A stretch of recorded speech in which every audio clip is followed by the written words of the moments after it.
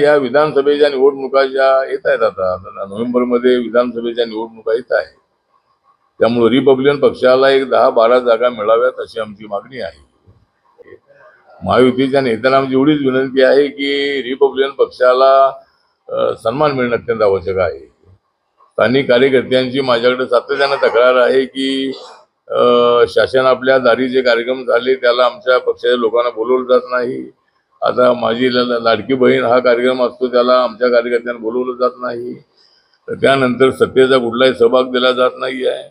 राज्याच्या मंत्रिमंडळामध्ये एक तरी मंत्री आमचा RPS असायला हवा होता, तो मंत्री आमचा घेण्यात आला नाही.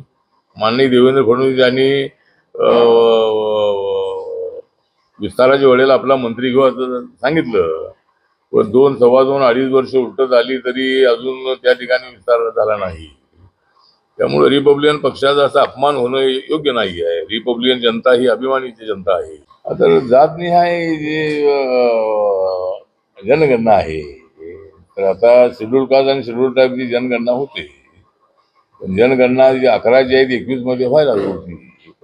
कोविडमुळे ते थोडंसं विषय थोडं लांबलेला आहे. जातनिहाय जनगणना जी आहे जनगणना झाली पाहिजे. आणि माझ्या पक्षाची भूमिका अशी आहे की फक्त OBC जनगणना न होता, आता SC/ST जनगणना होते, पण OBCच्या आणि जनरल कॅटेगरीची जनगणना झाली तर प्रत्येक जातीचं नक्की किती पर्सेंटेज आहे हे आपल्याला नक्की बघायला मिळेल. आणि उद्या जर अशी वेळ आली की प्रत्येक जातीला त्यांच्या पर्सेंटेज प्रमाणे आरक्षण द्यावं, तर आमची मागणी एवढीच राहणार आहे की जाती व्यवस्था संपवून टाका. आणि आम्ही त्यासाठी तर तयार आहोत. सगळ्या जातींना आम्हाला द्या, तुमचं तुम्ही घ्या. तुमच्यामध्ये वाटेकरी होण्याची इच्छा आमची नाही आहे. आम्हाला आमच्या पॉप्युलेशन प्रमाणे आरक्षण मिळते, त्यामुळे इतरांनाही मिळावं हीच आमची भूमिका आहे. मराठा आरक्षण जे आहे ते मराठा आरक्षण जरांगे पाटील मागणी करतायत. त्यांच्या मराठा आरक्षणाच्या मागणीला आमचा पूर्णपणे पाठिंबा आहे. आणि फक्त संविधानाचं जे पुस्तक हातामध्ये घेऊन हे संविधान बदलणार आहेत अशा पद्धतीचे अफवा पसरवून देशामध्ये वाद निर्माण करण्याचा प्रयत्न करणं हे योग्य नाही. लोकसभेच्या निवडणुकीमध्ये हेच घडलं की संविधान बदललं जाणार आहे. नरेंद्र मोदींचं सरकार आलं की संविधान बदललं जाणार आहे, आरक्षण जाणार आहे, देशाची लोकशाही धोक्यात आलेली आहे. अशा पद्धतीचे अफवा पसरवून विरोधकांनी मतदान घेण्याचा प्रयत्न केलेला आहे.